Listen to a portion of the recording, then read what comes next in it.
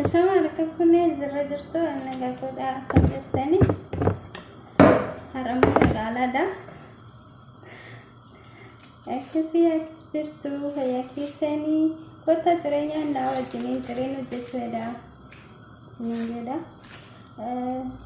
Asumanis warreen chaanaala kootiif maatiin taane maatiin haftaa isiniin jedha. Obboloota koo baay'ee isin jaalladha. Like share gochuu hin dagatinaa na jajjabeessaa isiniin jedha. Akka tuffannee dalayna warri hin beekne baraaf nu la yoollish. Kanaaf warren beekne gara isiniin jechuun gargaara. Nama tola muradhe.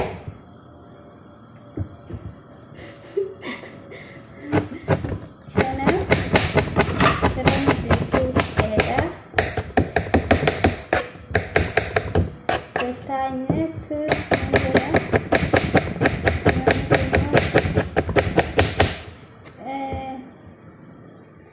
Gaaffii tokko isiniif qaba ijoollee shamarranii. Hundi keessanii warreen viidiyoo kana dhaggeeffattan deebii keessan naaf deebisaa.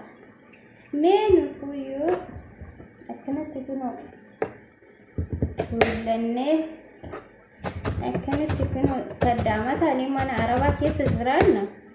Maaltu tiktokii irraa isin boodchisa? Maaltu isinitti tole?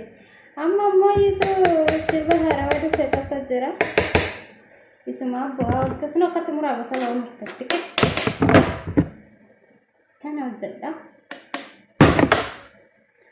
Maaliin godhara shaqaalaadha. Inni hojjedha hojiidha. Kanaaf warreen tiktokii irraa boossanii mucaa sirba baasee fi maaltu isin boodchisame? Maaltu isinitti toleetime? Anaaf bu'aame anaa miskiina tan kan yoo mormi kiyya mul'ate lisha akkatti uffatte. Yoo harka gurdiffadhe illee shakkatti uffatte jedhamee lolamu ana bu'aame na akkatti uffadhe hojjedha hojiidha waan ta'eef narra hin laalamu. Kazzaammoo isin immoo warri isinitti tolee guyyaa akka koo kanatti akkanatti uffattee kushiinaa araba keessa oltu gizee kilaasii eegalte hojii namaa tokko irratti boodsa. Maaltu si boodchisa? Inni hojii isaati. Atillee hojii kooti jette mana arabaa keessa hojjechaa oolta. Hojii kooti jette itti himamteeti miti kanni kushiinaa arabaa keessa hojjechaa oolta. Kaza nama tokko jechuudha nama hojii dhuunfaa ofii uummatee kaayoon koo kana jedhee hojii tokko uummatee hojjetu isa laaltee ba'uu qabdaa miidiyaarra.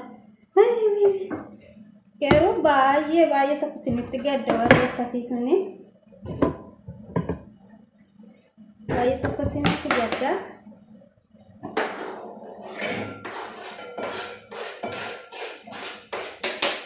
Warreen akkasitti miidiyaarra boossanii namoota toltiin keessan na wajjin haa ta'u. Mee yaadaan akkamitti jiraannaa jedhaati. Akkamitti mana arabaa keessa hojjechaa jirra? Maal kaayyeffadhee tan mana arabaa keessa hojjechaa jira? Yoo nana arrabsiti takka jala deemte arraba keetii dantaan qabuun akka kee qalamii fuulatti laqalaqadhee tiktokii gubbaa baay'atoo hin bo'u. Hojii madaamii koo hojjedhee maallaqa koo argadha. Ayiise kanaaf hojii dhuunfaa keetii dhumadhuutii hojjedhu. Hanga yeroo boqonnaa keetii mee amma ani jechuudha. Uffata kana akkatti uffadhee jira. Namni maa akkanatti uffattee baate naan jedhullee hin dhabamu. Faayoo kooti anatu beeka. Hojii kooti anatu beeka. Maaliif na fayyada jedheen uffadhe malee na fayyadu jedheen uffadhe. Ittiin maallaqa argadha. Ittiin mindaafuu argadha. Uffadhee hojjechuun qaba akkanaaf eeyyametti jechuudha. Maaliif silan kaayoo koo beekuuf jechuudha. Ifaan kaameraan kiyya duubatti deemna. Kanaaf kaayoo koo hin cabsu jedheetiin malee akka kee of laqallaqee dhufuullee wallaallee kanaaf kana arrabsi garuu please ijoollee shamarranii warreen akkanatti tiktokii irraa lafa barreessitanii please mee ani eessan jiraa jedha.